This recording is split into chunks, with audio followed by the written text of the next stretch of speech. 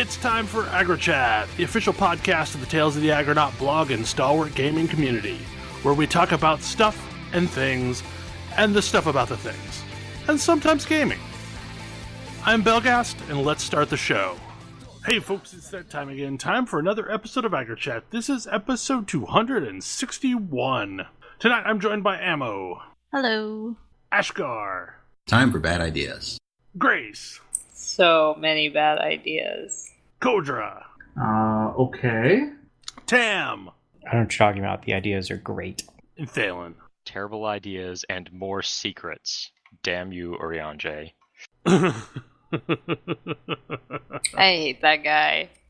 Man, okay, so we didn't talk about this topic last week, but I feel like we failed by not talking about this. Like, there's some thirst going on amongst the Twitter community and just like the larger Final Fantasy fan community For the worst characters. All of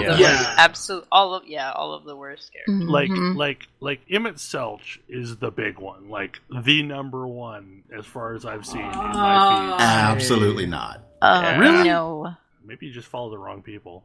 No, I've seen it. I've seen it, but that's not the I one just I've seen the strongly most disagree. No, like everyone in my feed is like all up about Emmett Selch.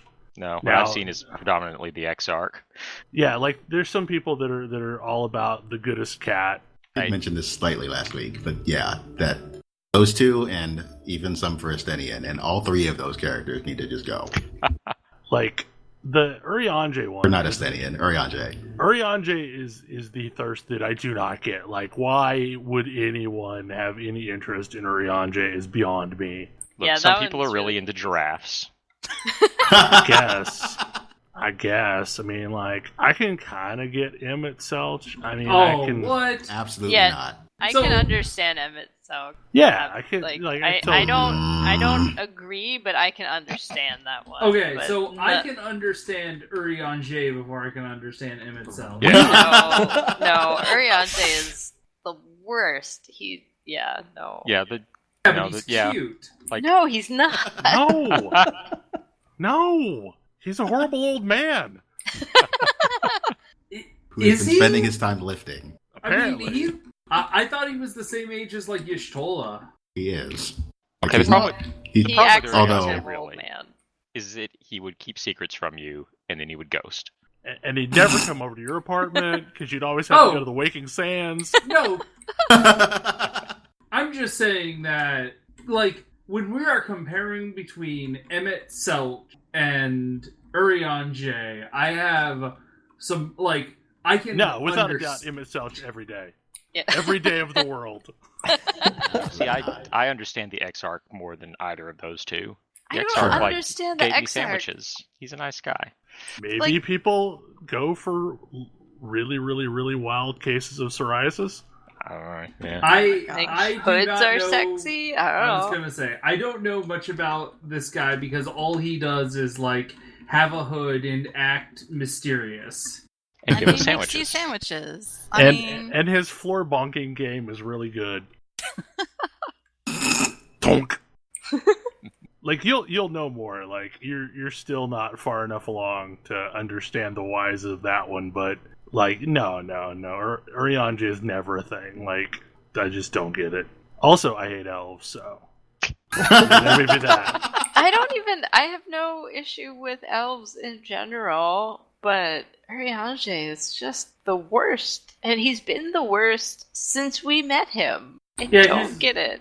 He's kind of a jerk. Yeah, no, he's a dick, and He's the guy that keeps secrets going from to us say- for our own good because he thinks he knows better than us, and it has been repeatedly shown that he's wrong. None Yeah. of these characters are In the relationship material. None of them. I in mean, the meantime, But Like at I least told Emmett my Selch kid, is kind Tola. of cute. and I get like other than the fact that like they're children, I to some extent get like Alice and yeah, no, I can't even go that far. Yeah, Alice Can't Can't even even utter stop. the word. I just want to protect them. Yes. Right, yes. but they're like our kids. Yeah. Like, And Y'shtola That's, is that's great. kind of disturbing. Y'shtola is pretty great. I like. Eventually, she's Yeah, but going your to soul have appears to be unavailable. Mhm.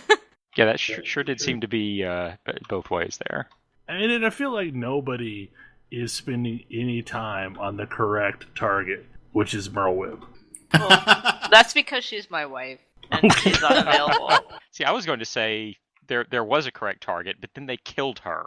I mean, because Monbrita. Also good. I would kill anyone that harms Tataru. But that's a different kind of thing. See, But again, protect. See, I'm here for the delightful Ralbon Nanamo ships.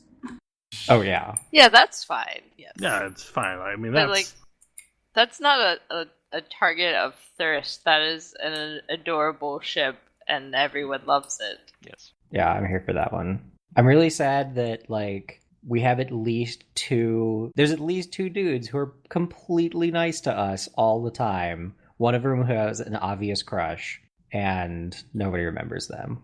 Emmerich? Everybody remembers Emmerich. Yeah. Like, Emmerich is legitimately a nice person to you as soon as he realizes that everything about his life sucks. It's very true. And he's got to fix it. yeah, but we're no longer in bureaucratic elf land, so it doesn't really matter anymore. I still see some Emmerich art.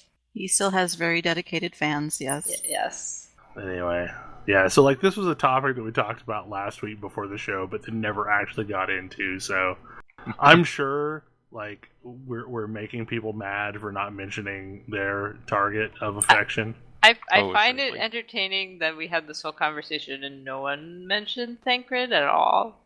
No. Nope. He was dead to me when he betrayed us back in the first game. Wow. I mean, that wasn't Oh his my fault. gosh. It wasn't Little even harsh his about it. fault. He didn't even I mean, betray like- us. He got like- possessed. Doesn't matter. Jeez, harsh. He could Bell have has done high better. standard.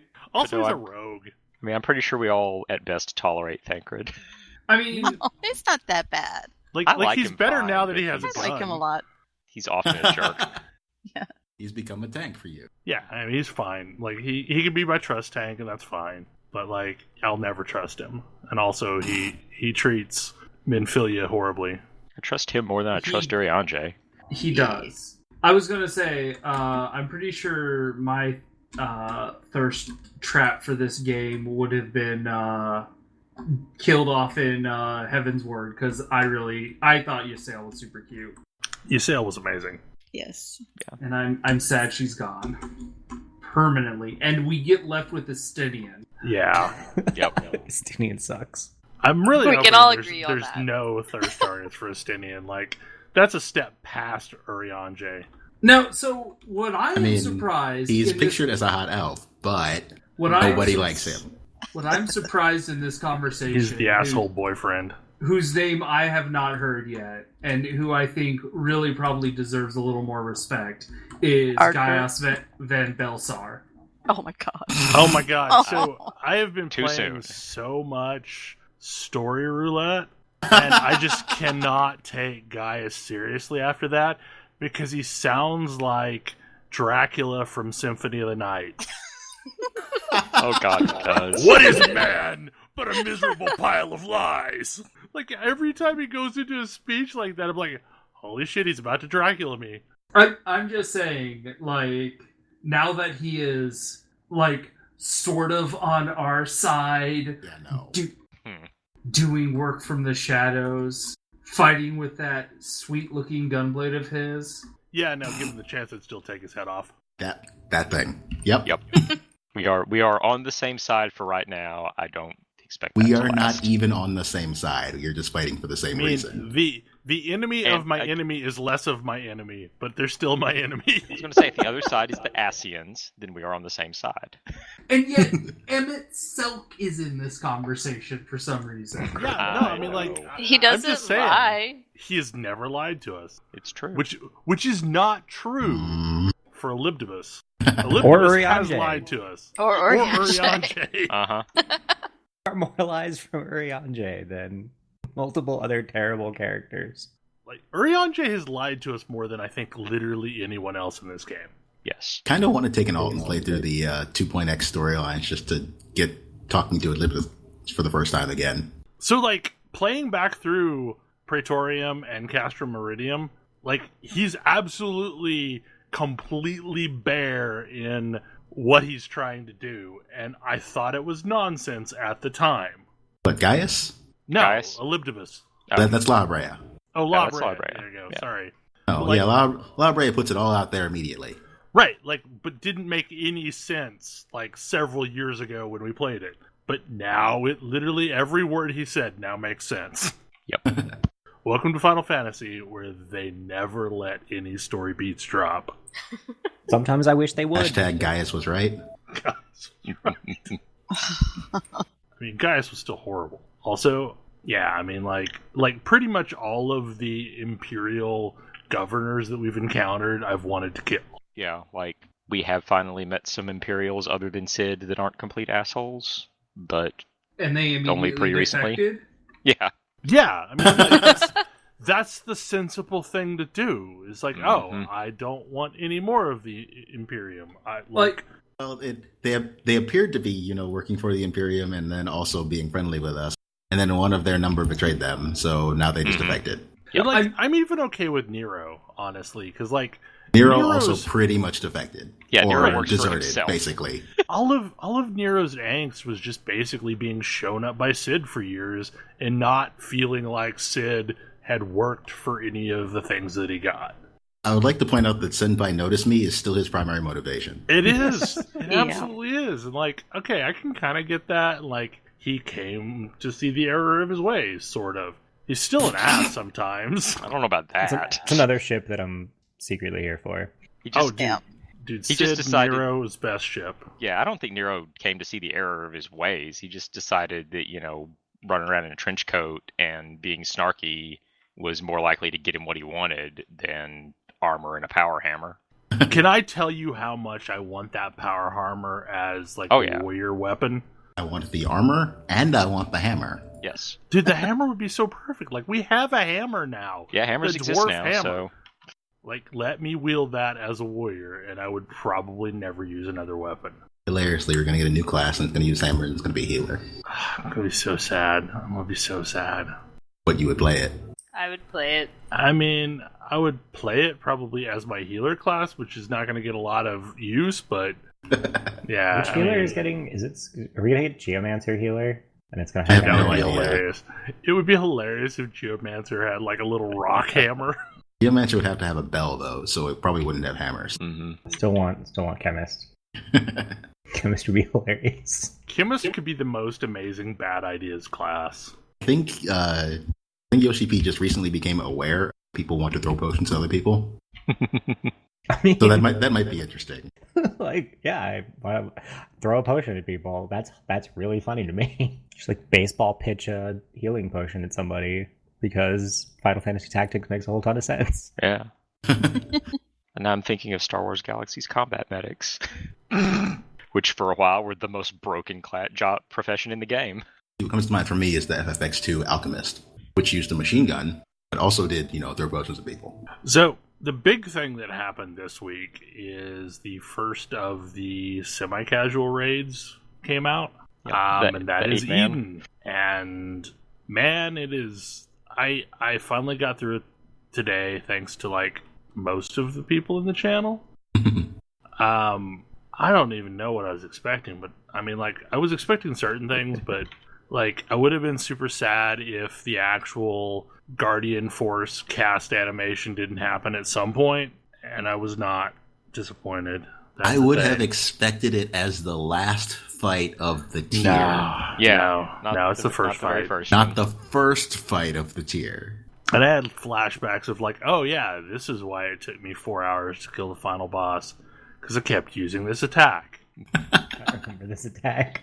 On the bright side, if people have died, by the time that attack finishes, the 1 minute debuff will probably have expired.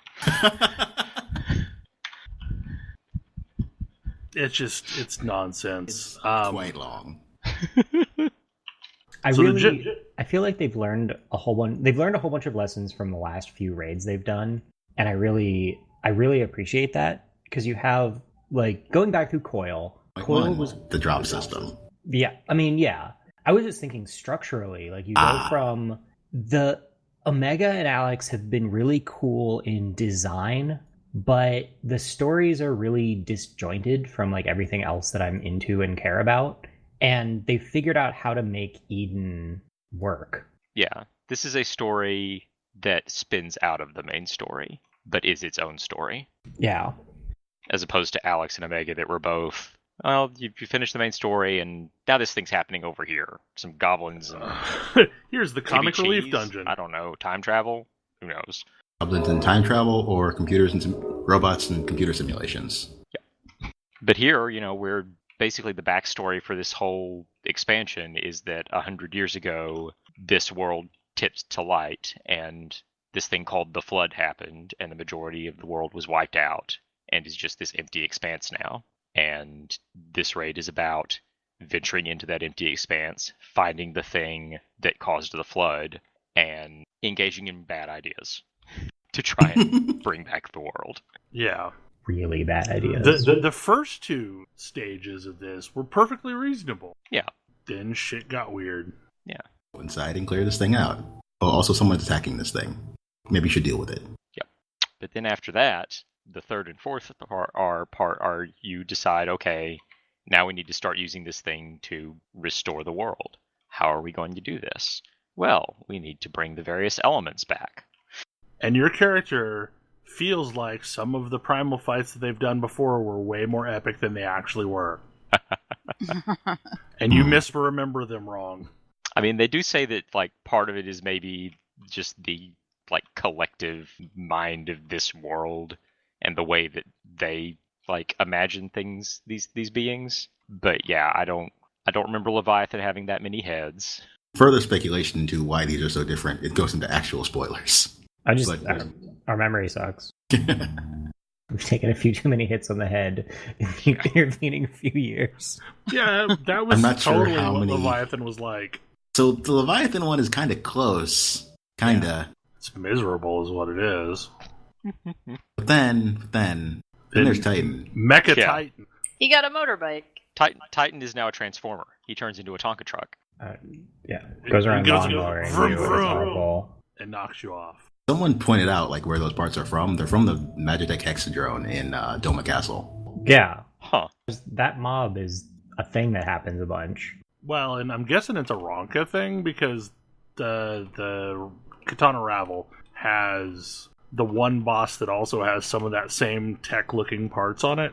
Yeah. See, Yeah, I was, kinda. Going into this, like, Eden is from Final Fantasy VIII, and Eden is, like, straight from Final Fantasy VIII. It looks very similar to the model in there, uses the same summon, same limit, so, like, I had assumed that we were going to be fighting Final Fantasy VIII Guardian Force versions of No, things. Like Because brothers. Leviathan totally exists in Final Fantasy VIII. Titan does not. And neither of these look like the Final Fantasy... This does not look like Final Fantasy VIII Leviathan. Final Fantasy VIII Leviathan had the correct number of heads. Also, it spent a lot of time turning into water. That too. Instead of knocking us off the platform into the water. I greatly appreciate them making it to where people can be rezzed Yes. when they get knocked off. There's a lot of falling off of things in these raids. Not in the first one. The wall just No, kills the first you in one just that does the wall that kills you. The rest all you're on a platform floating somewhere. I mean, basically my advice going forward for like doing these in successive weeks is we should totally do Titan and Leviathan first, and then you can kind of set the tone for what parts you've gotten for the week, and then you can spend the easy ones grinding over and over until you get the matching part. That's probably a good idea. I mean, because like I really don't want to do Leviathan and Titan more than once a week. Yeah. Like, I get them now, but they're still, like, they're complicated and long, and yeah. So, there is a DPS check in the first part, but other than that, there are no enrages at all in this raid series. Yes. So these fights can be quite long if you can keep a group even a little bit alive.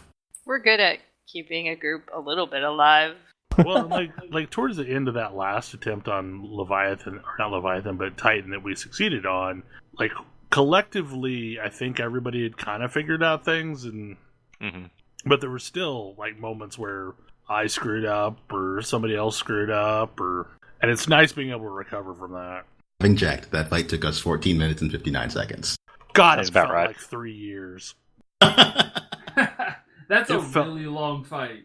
It felt like the longest fight ever. I mean, At one point, we were just the healers and the tanks. So I'm really shocked that y'all didn't Limit Break 3 it. Well, by the time we had Limit Break 3, we had successfully rezzed almost everybody. Mhm. I mean, the one good thing is, like, it's a very dance-specific fight that, like, I did not seem to be taking that many spikes of damage other than the Tank Buster that we had to swap on. It's a hateful tank buster. Mhm. less hateful than Leviathans, though. God, Fair. Leviathans is horrible, and Leviathans will straight up take out the raid if you don't know that you need to move to the side. And I wasn't on voice chat, so, like, I kind of remembered, oh yeah, like, we're doing Leviathan. It does a thing that aims towards the person. So even knowing that, like, normal Leviathan just had, like, Aqua Breath or whatever, and it dealt some damage to the tank. New Leviathan has Rip Current. And I'm pretty sure Rip Current does something like 90% of my health unmitigated. Ugh. I mean, it's like a really good Squirtle.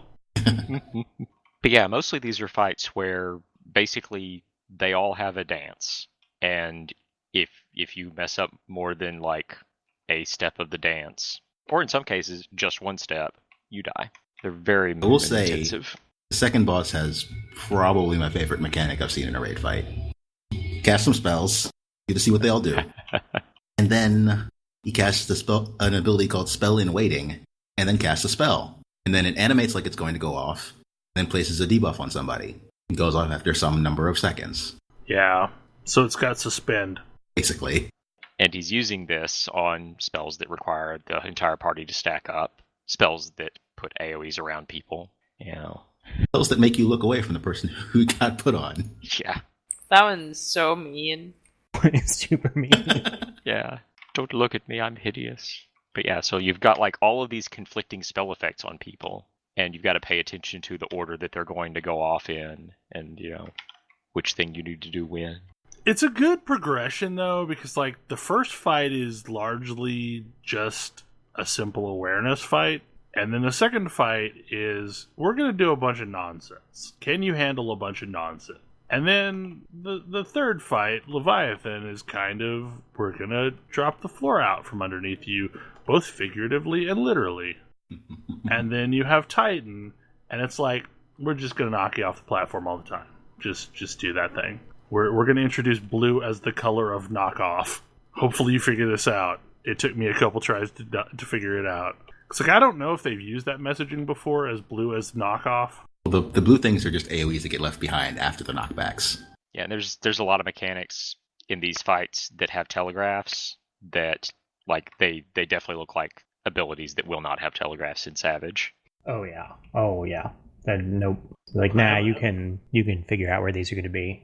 And I'm going to be like, no, but I actually can't. I have a feeling that the AoE pushback thing is maybe not going to have a telegraph. Which one? The drop the thing on the ground that has like the radiating outward circles or arrows. Oh, his one jump. Yeah, the jump.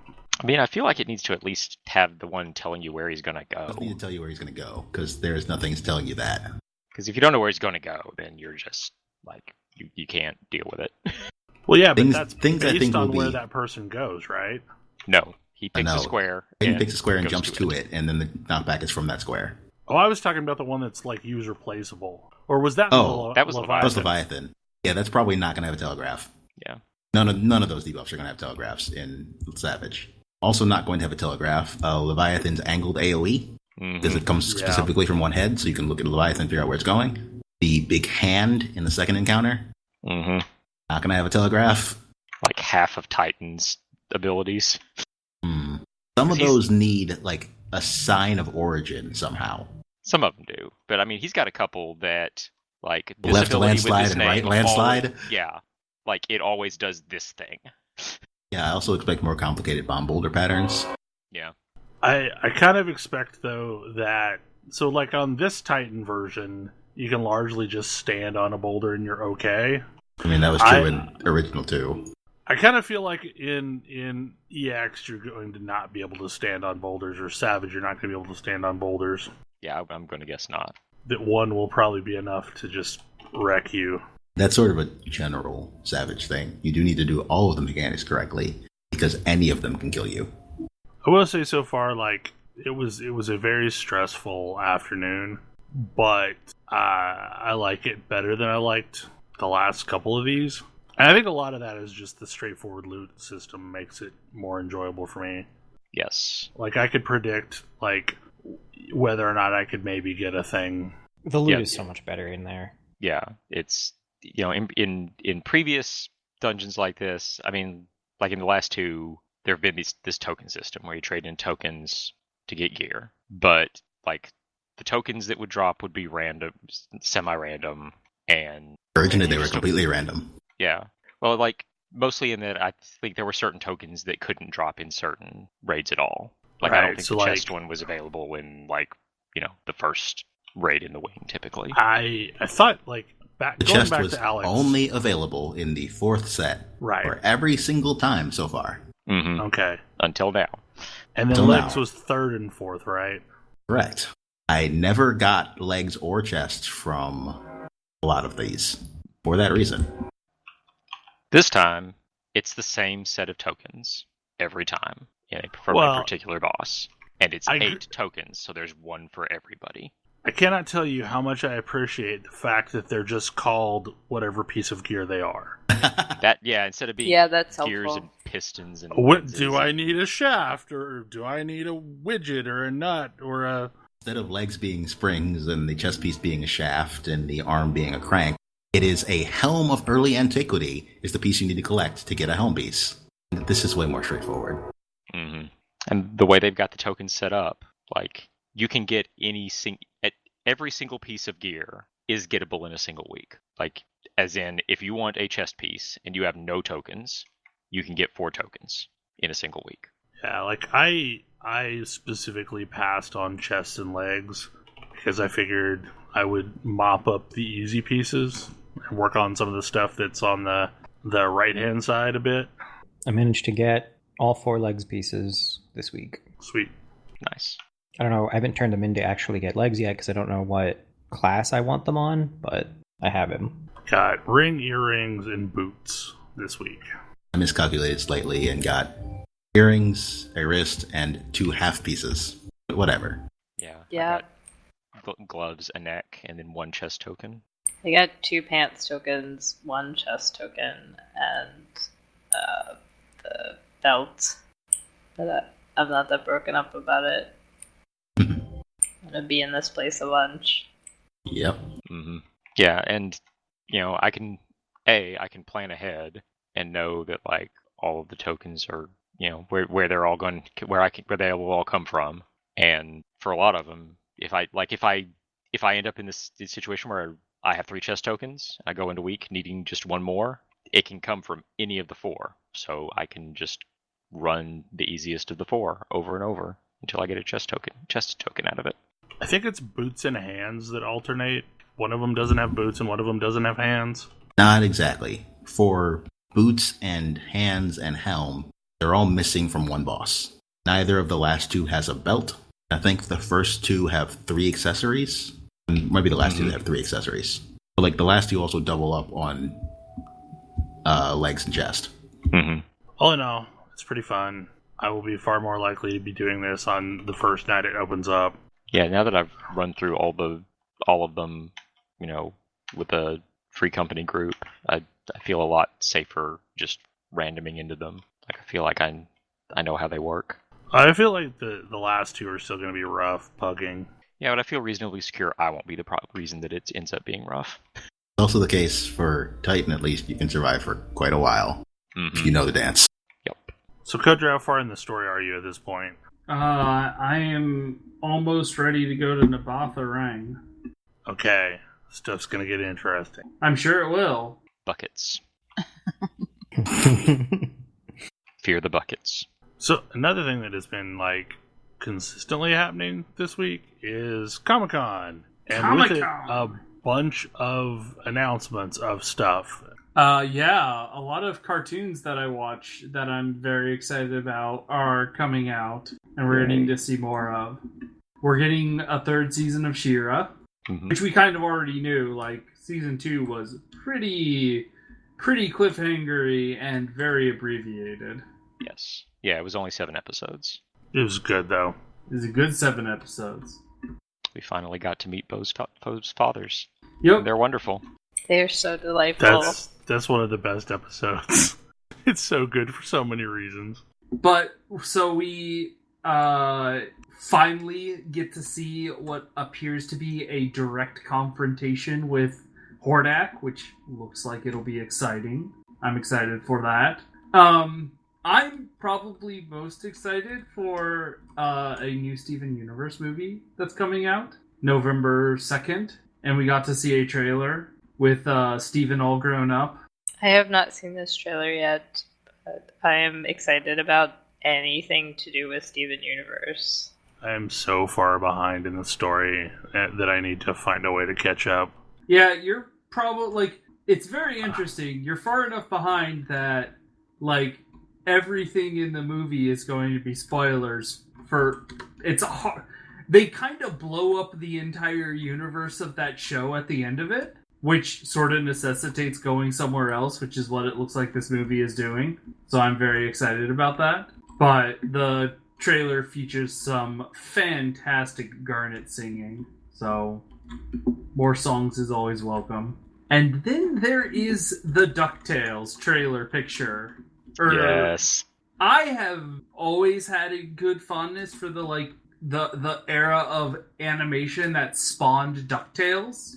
The Disney afternoon. The Disney afternoon. And they're bringing all of it to DuckTales. Yep. I mean, a lot of it is already in DuckTales. Like, they've already linked up to Tailspin and Darkwing Duck and Gummy Bears. But yeah. Now, have they brought characters from those shows in then? From Tailspin and Darkwing Duck, yes. Okay. Gummy Bears, it has been established that the Gummy Bears existed in the far past in this world. And Gummy Berry Juice is a thing that exists. And Webby has some. Oh my god. Yeah. This was also the episode where that introduced... Yeah, it was the first one that established that Shush, the spy agency from Darkwing Duck, does exist in this world. And Scrooge used to do run missions for them. Of course he did. The Rescue Rangers were in there? They are on, yes, they are on the poster. We that's one that we haven't seen anything yet that signaled that was coming. Oh man, that's amazing. I'm really excited about that one. 3 Caballeros are on the poster too? They've shown up. We've had that episode. Yes, Donald got to hang out with his old friends and like be semi-competent.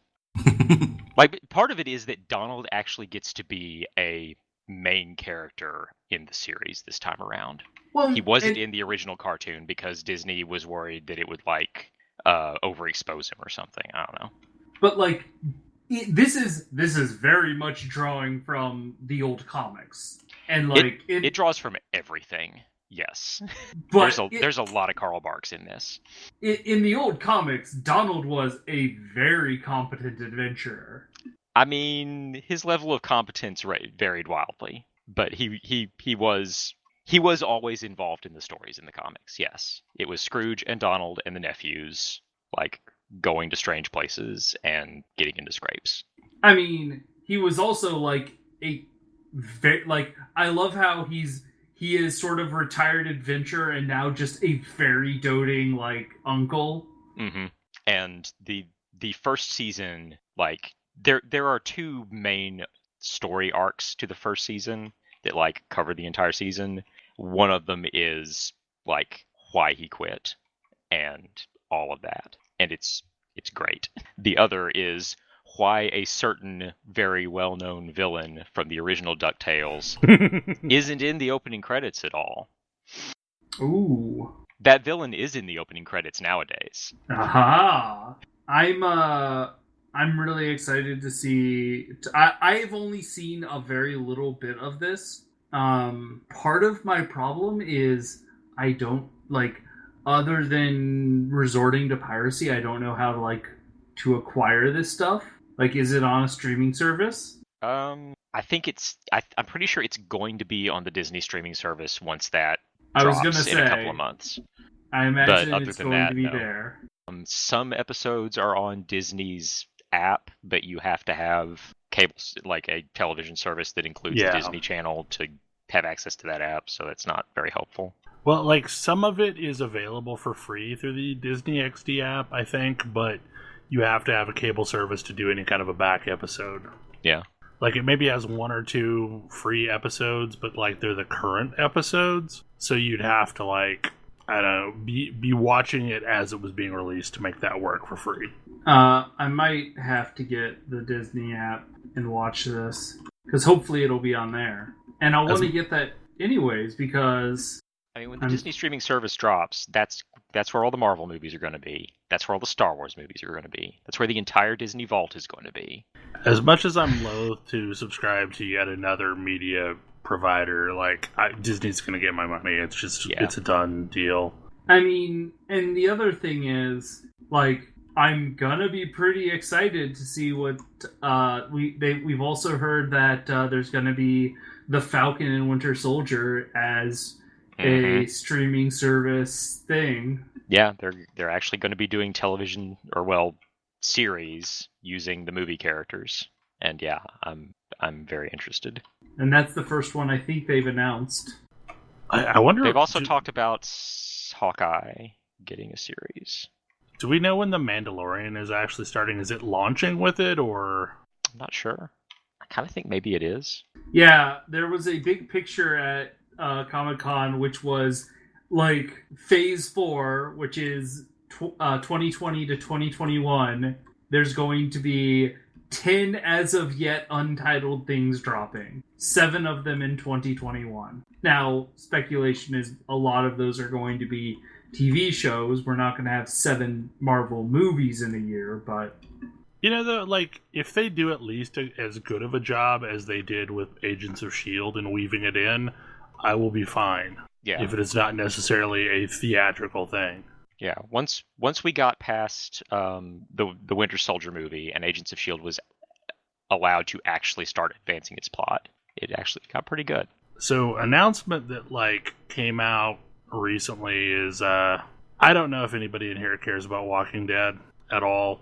I've read some of the comics. Like, do you care about spoilers? Not really. No. Okay, so this is probably fairly widely known at this point, but what was it, last season, Rick left the series, and the talk was that they would bring back for some movies. Because, like, a sequence of events happened that jumped the shark in a specific direction.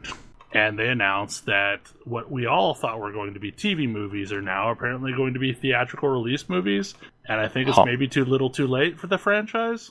That's interesting. So you know the comic just ended. Yeah. So, like, out of the blue. Well, and honestly, like, I've been reading my way through the comic. I'm somewhere past 100. And, like, the comic and the show is vastly different. Like, there are so many differences. But, I don't know, like, we have a bunch of us at work that have watched the show, and it's getting to the point where we're all barely tolerating watching the show, and we're mostly only doing it because we can bash it on Monday morning. That's not a good sign. And that's the way for both of the series. Like, they're both not in great shapes. So I feel like a movie now is maybe not the best timing. Maybe a couple years ago a movie would have flown. I am curious about this because it seems like there are a lot of prestige TV shows that everyone gets super tuned up on in like season 1 and season 2, and then I hear about the shows winding down and everyone hates them. Mm-hmm. Look, endings are hard. They are. It's true. Like Lost, Game of Thrones. So there's at least 2 examples of that thing I just said. Yeah, The sticking Walking the ending is Dead. really hard. Galactica. I really like this is kind of why I was saying I kind of hope Steven Universe ends, because it was a really good ending to it. Well, I think the basically what it is it seems like there are 2 main ways of running an ongoing series that has like an ongoing plot. And one is plan it out ahead of time, know what the ending is you're going to and make the show get there. And that's what gets you things like Babylon 5 or Breaking Bad that, I was going when to say, they ended well. Babylon 5 or Breaking Bad knew where it was going. It got there, and I think it was generally well loved the entire run. Yes. It stopped. It got to the end when it needed to, stopped there, and was done. And then the other method is, have some ideas starting out, but then just basically make shit up as you go along and just pile it in there and keep making shit up and keep going and hope that you never run out of stuff or lose the thread or, just can't figure out how to make it all link up anymore. And that's how you end up with something like Lost. And quite honestly, it's how Walking Dead is wound up as well. Yeah. Oh, right. Sherlock was the other one I was thinking of. Ah. I heard some dark things about the ending of Sherlock. Mm-hmm. Oh, and Dexter. People were really mad about the ending of Dexter. Well, and I feel like you have like weird situations that only work for a specific show. Like I feel like Doctor Who's ability to reinvent itself every so often has helped its longevity. Well, and mostly it hasn't had one like long ongoing arc. Like there are seasonal arcs sometimes nowadays. And back in the day, there usually wasn't even that much. There were individual stories. But so they don't have to worry as much about like keeping everything together for the long haul and having things from 5 seasons ago necessarily matter, now.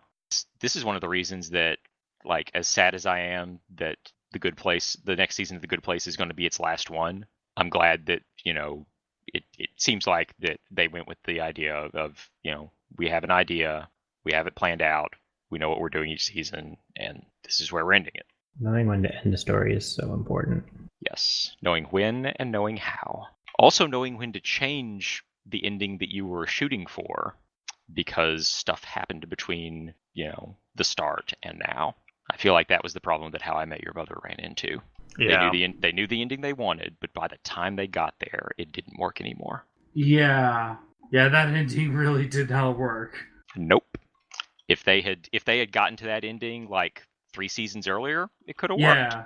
But by that point, no. Now, a show that is getting a second life that makes me super happy is the fact that Veronica Mars kind of shadow dropped their season on Hulu ahead of time.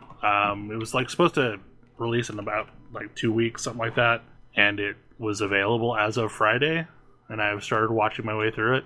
I love Veronica Mars, and it seemingly has been able to pick up and transition to an adult Veronica without like losing any of its heart. And I honestly think the Kickstarter movie helped some of that. Also, apparently, like, segments of my Twitter were losing their shit over the Top Gun, and I don't necessarily get it, but whatever. Yeah, I don't even know.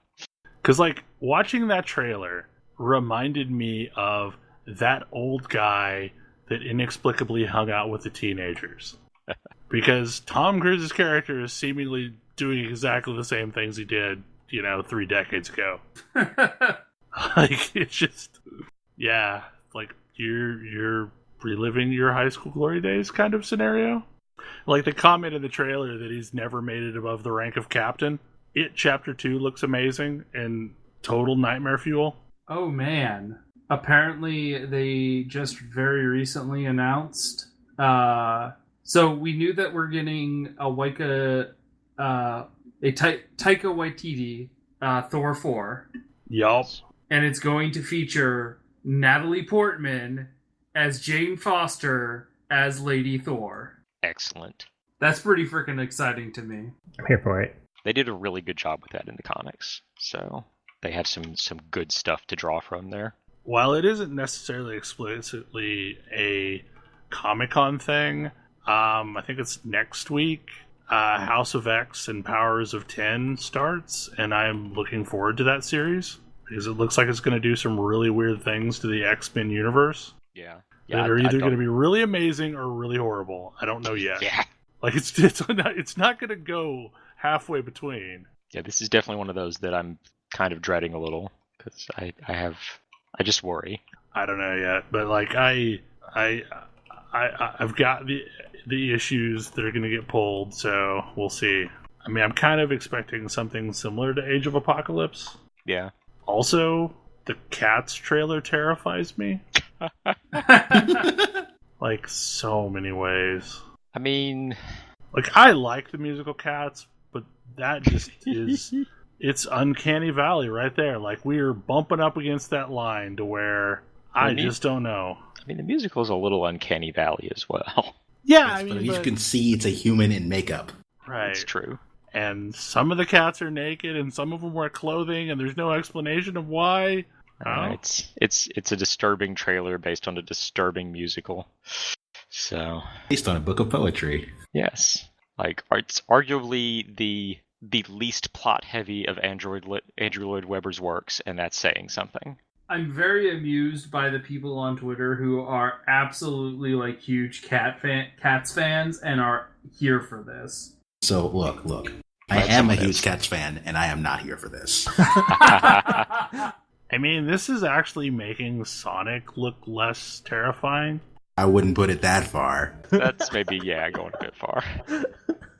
I mean, if you take the stage makeup that you see in a Cats production and you were like giving that to an VFX artist and said, can you make these famous actors look like this? I can see how we got here. So I can see how we got here. like, it seems to be on an actor-by-actor basis, too. Because, like, Dame Judi Dench's character looks perfectly fine. Like, it doesn't creep me out. Other ones do, though, that look like their face is ill-fitting to the cat. So, like, for me, like, Ian McKellen and Idris Elba look fine, but most of the other ones just, no. Like, I think the most Uncanny Valley one has got to be Jennifer Hudson, because for whatever reason, her face doesn't seem to blend with the cat, or the cat's head is too small. Like, there's something weird going on there. And whoever the naked, light-colored cat is also got some issues. I don't know. It's just weird. Yeah, I just don't. But I already wasn't a fan of cats, so, doesn't bother me. I'm not sure if I'm here for Picard. That was also, we got a trailer for that. I don't know yet. I mean, the problem for me is that it's another one that's, going straight to a streaming service, and, like, I can only get so many of those. What streaming service is Picard going to? It's going to be on the Paramount one. CBS's. Oh, CBS. Oh, no. Yeah. I'm not getting that. Yeah, I mean, Discovery was okay. Like, I've watched, I think, most of the first season. CBS All Access. Yeah, like, it's okay. It's just not phenomenal. It's got weird Klingons.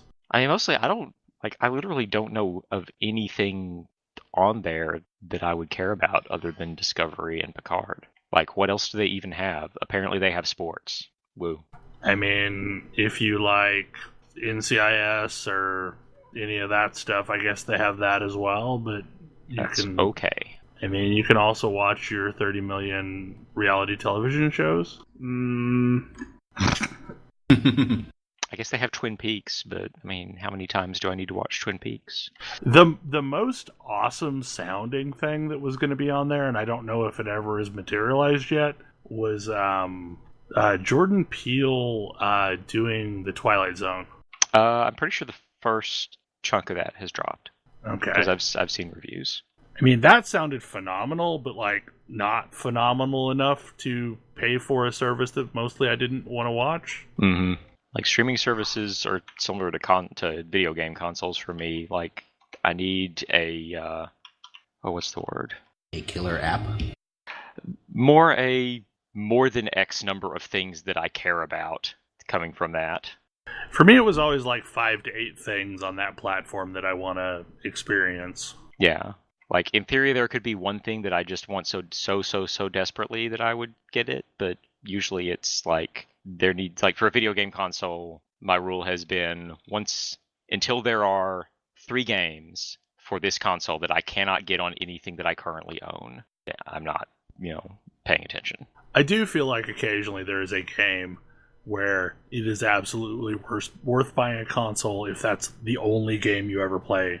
Like, I feel like Horizon Zero Dawn was one of those. Yeah. Well, I mean, back when I got a PS1, I got the PS1 for Final Fantasy VII. So, I mean, this is a thing I have done in the past. Super rare, though. Something older and wiser now. Mm-hmm. Trying to think, was there anything else big at Comic-Con that we didn't already cover? Magic Leaks. Oh, yeah. So that's the thing that we did talk about beforehand that we haven't talked about yet. We know where we're going next. It's back to Lorwyn, and Una's up to her bullshit. This is a set that I have no experience in. I was not playing in the slightest during that block. So, this is a set where planeswalkers were introduced, and it's also a tribal set. And you, gun to my head, I couldn't tell you any of the tribals other than Fairy. Scarecrows are from Lorwyn originally. Oh, wow. Changelings are from Lorwyn originally. Oh, yeah. I assume elves are in Lorwyn. Elves are, of course, in Lorwyn. That makes sense. But the Fairy tribal was super popular and brought out a whole bunch of cool characters and really famous cards. Like Vendilion Clique is from Lorwyn. Bitter Blossom is from Lorwyn. So we're dealing with, I believe, explicitly blue and black fairies. Yes. So I assume blue is the Seelie and black is the Unseelie?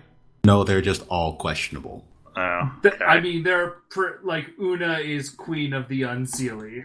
It is, and in fact, I believe this is her attempt to reclaim the Fae throne. But I imagine we're going to be dealing with a whole bunch of tribals. All right, Kithkin were in this set. Got a Teague from this set originally? Probably. I would assume. But yeah, there's tribal instants and sorceries were also from Lorwyn originally. I don't expect to see those again. Yep, Gaddock Teague is from Lorwyn itself, not the. And this was a block that had a bunch of sets. It was 2 mini blocks. Lorwyn and Morningtide, and then Shadowmoor, and I don't remember what the other one was. It was kind of like a day and night cycle, wasn't it? Yep. Because Lorwyn and Shadowmoor are the same place. It just cycles between them, but as you know, day turns into night. I'm pretty sure This is also the setting that had green and black elves. There's a couple of places that had green and black elves, but yeah, this is where the Guilt Leafs are from. Actually, it also had... That's right, there were 2 elf tribes, because elves were green-white and black-white in this world. I think they were green-white in Shadowmoor. That's where Reese Redeemed is from. Yeah. And tree folk. Lots and lots of tree folk. That tree everyone wants reprinted was actually from Kamigawa and not this block, right? Doran? I think Doran was this block. Oh man, this also was the first set with the commands. Austere, Cryptic, Profane, Incendiary, Primal. And really, the only one anyone wants is Cryptic Command. Austere Command is also great for Commander. Yeah, Austere Command is fantastic. This also was the first set that had Hybrid Mana in it. And the earliest version of Infect, because it had Wither. But there were poison counters before this. Yeah, but this was the first creature type that dealt its damage as -1/-1 counters.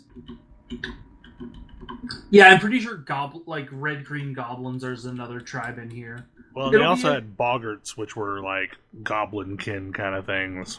I think they count as goblins. The weird thing is like, I've seen lots of these cards, but I never saw them as part of Lorwyn. Like, lots of stuff from this block got reprinted. Lots of stuff from this block has had a long life. Okay, Bloodbraid is from Alara, not this Yeah. Cascade is from Alara. This also has there are some great cards here. Persist, I believe, was from here. Kitchen Finks is from here. So I will be interested to see what happens. I imagine since we're going back to the first time Planeswalkers ever happened, we might see some interesting things with them, even though we just had very interesting Planeswalker things. After War of the Spark, I don't see that happening soon. Well, but since Ixalan is rotating out, I would expect a lot of tribal support cards to show up. Yeah. I'm wondering if this is going to be like a single set like Dominaria was, or if it's going to be like a block. Part of a story like Yeah. Ravnica. Yeah. We'll see. I mean, because like effectively, Ravnica was a 3-set block, even though technically only 2 parts of it are actually a set.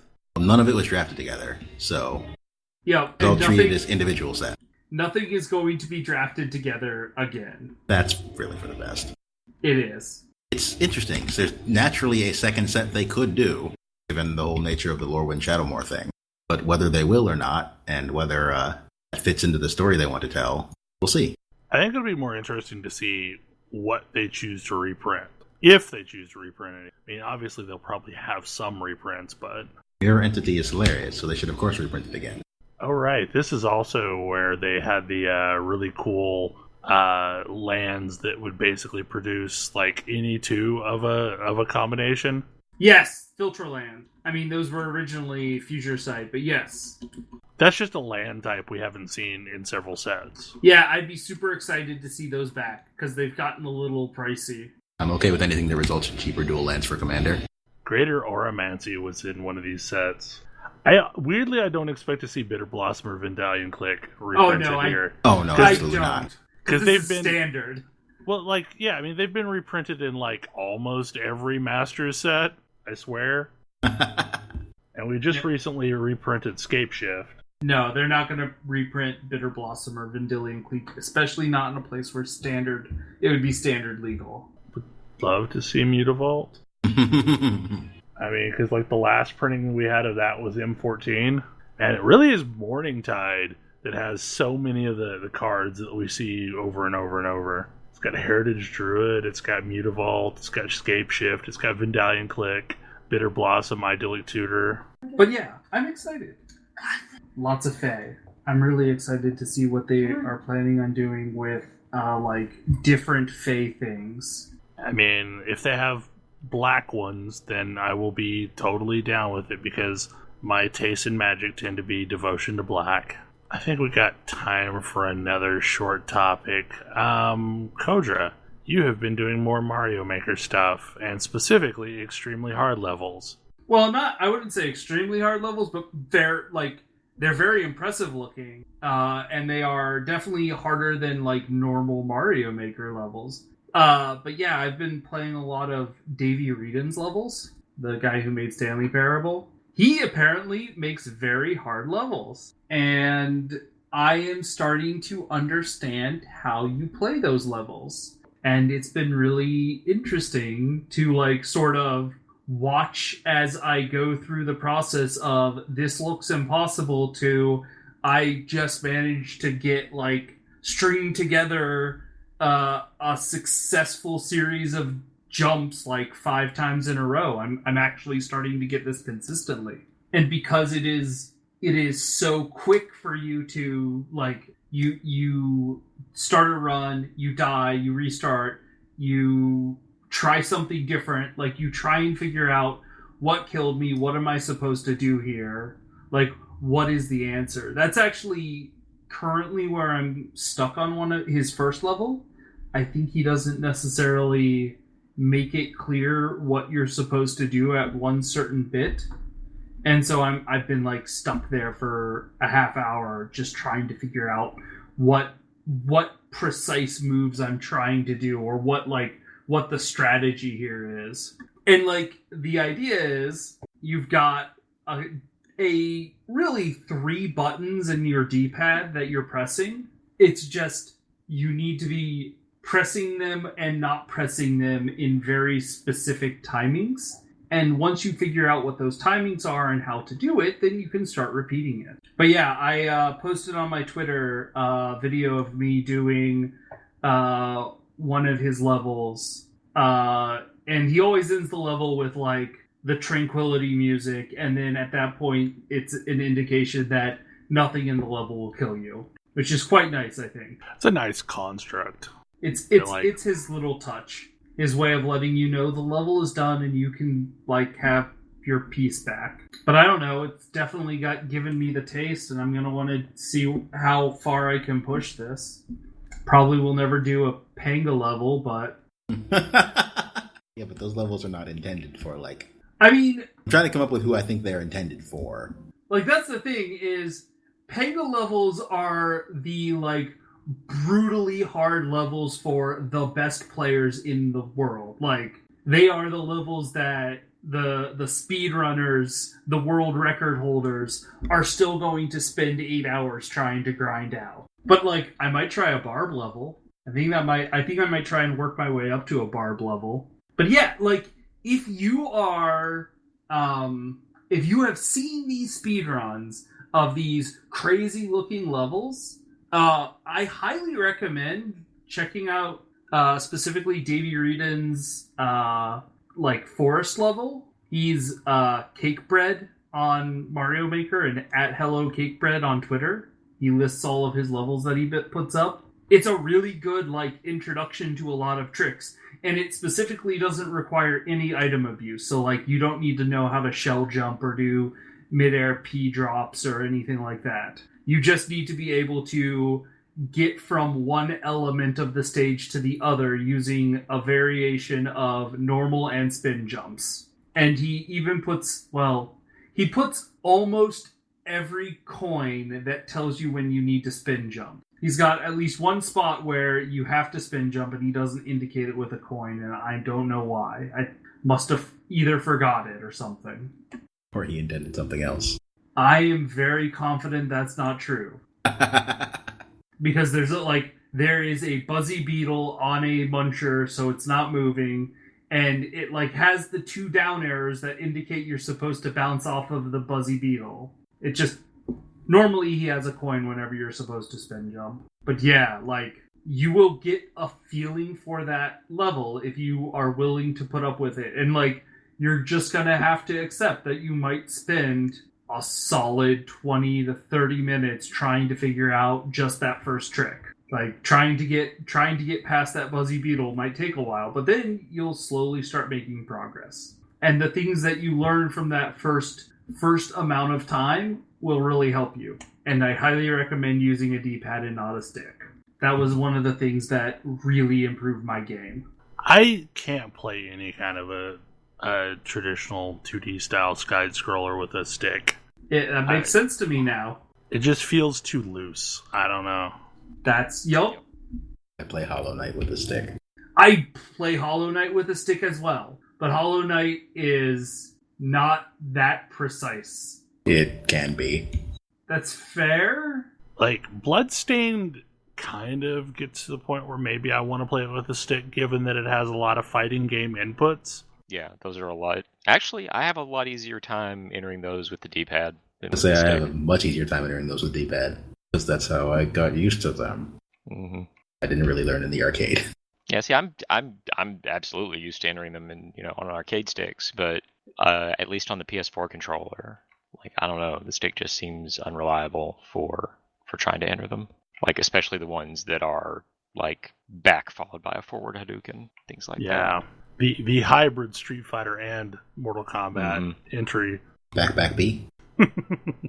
Although I guess Guile did the back forward inputs before Mortal Kombat did. Yeah. But, like, that's a thing that I more associate with Mortal Kombat than I do with Street Fighter. At this point, I associate, like, certain inputs, like back half circle forward or back half circle back. I associate more with games like Guilty Gear, BlazBlue. Yeah. They tend to be super input. Yeah, BlazBlue seems to have a lot more reverse fireballs than any other game I've played. And also, BlazBlue is a character that is basically Ryu. Doesn't look like Ryu, but he plays like Ryu. Is that Ranga? No. Or... Jin, the other dude that was on the cover of the first game. Okay, yeah, like, I tend to play the one with the red not sword. Anyway, we've gone off into a weird direction here. And I think we're at time, and we'll have a topic to bump to next week, which is good, because then maybe we won't spend 15 minutes trying to determine what we're going to talk about. Anyway, hopefully you enjoy the show, and we will see you again next week. Good night. Good night. Good night. See you.